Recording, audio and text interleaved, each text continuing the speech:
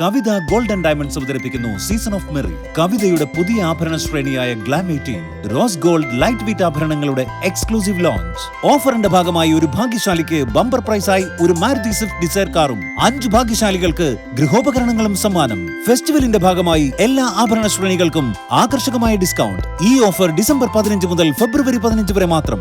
Kavitha gold and diamonds. Mahatma Gandhi Congress അധ്യക്ഷനായതിന്റെ 100ാം വാർഷികാഘോഷത്തിന്റെ ഭാഗമായി അമ്പലപ്പാറ മണ്ഡലം കോൺഗ്രസ് കമ്മിറ്റിയുടെ നേതൃത്വത്തിൽ മഹാത്മാഗാന്ധി സ്മൃതി സംഗമം സംഘടിപ്പിച്ചു.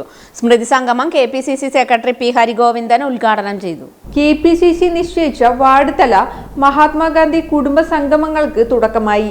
മഹാത്മാഗാന്ധി കോൺഗ്രസ് അധ്യക്ഷനായതിന്റെ 100ാം വാർഷികത്തോടനുബന്ധിച്ചാണ് കേരളത്തിലെ 25,000-ഓളം വാർഡുകളിൽ കുടുംബ സംഗമങ്ങൾ നടത്തുന്നത്. ഫെബ്രുവരി 28 വരെ പരിപാടികൾ നീണ്ടു നിൽക്കും.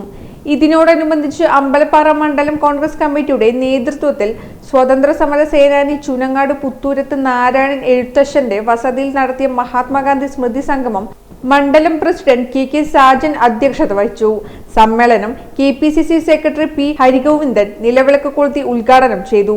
യോഗത്തിൽ ബ്ലോക്ക് പ്രസിഡന്റ് NK ജയരാജൻ, മണ്ഡലം charge leader Moosa Pengattiri, Gireeshan master, V. Vasudevan master, PS Radhakrishnan, P. Divakaran, K. Kabeer, Muhammad Ali Nalakath, A. Jayaraman master, P. Suryanarayanan, PP Panchali, K. Priyadarshini, Baby Puthurath തുടങ്ങിയവർ സംസാരിച്ചു.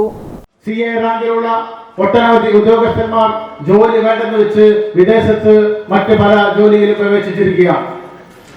ഈ നാട്ടിലെ ചെറുപ്പക്കാർ, അക്ഷരാഭ്യാസമുള്ള ചെറുപ്പക്കാർക്ക് ഈ സംസ്ഥാനത്ത് യാതൊരു ജോലിയും കിട്ടാതെ ഒരു തരത്തിലുള്ള അംഗീകാരവും ഈ സംസ്ഥാനത്ത് ലഭ്യമാവാതെ രാജ്യം വിട്ട് മറ്റ് രാജ്യങ്ങളിലേക്ക് പോയിക്കൊണ്ടിരിക്കുകയാണ്.